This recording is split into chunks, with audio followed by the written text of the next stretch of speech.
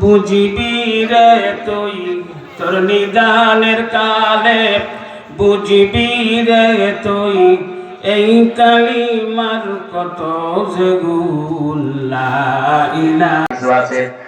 আর যদি অপর পাল্লায় দেওয়া হয়, ফজরের 2 রাকাত নামাজের মূল্য তামাম দুনিয়া থেকে আল্লাহর কাছে নামাজের মূল্যটা বেশি ভারী হয়ে যাবে। এই নামাজ ছেড়ে দিবেন না ইনশাআল্লাহ। পড়েন 5 ওয়াক্ত সালাত যে যেখানে থাকেন বা জামাত পড়বেন ইনশাআল্লাহ। 2 নম্বর 5টি আমলে এক হচ্ছে জামাতে আর সালাত ছাড়বো না। 2 নম্বর প্রতিনিয়ত আল্লাহর কোরআনের একটি আয়াত হলেও পড়বো ইনশাআল্লাহ। বলেন সন্তানকে মাদ্রাসায় দিবেন, সন্তান নাই নাতিকে দিবেন, ছোট্ট ছোট্ট ছেলেদেরকে মক্তবে পাঠাবেন। আপনি যখন আল্লাহর কাছে ক্ষমা চাইবেন পাপের জন্য, খুশি হবেন যিনি, তিনি কে? আল্লাহ হাবিব বললেন ওয়াল্লাহি ইন্নী লা আস্তাগফিরুল্লাহ ওয়া আতুবু ইলাইহি ফিল ইয়াউমি আকথার মিন 70 মাররা।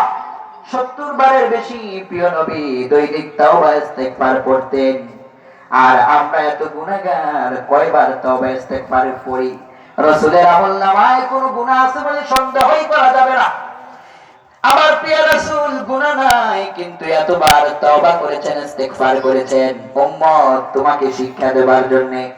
উম্মত তুমি যেন এই রাসূল থেকে শিক্ষা গ্রহণ করে প্রতিনিয়ত তওবা করতে পারো। নবীজি বলেছেন আত-তাইবু মিনাল যামবি কামান লা যামবালা।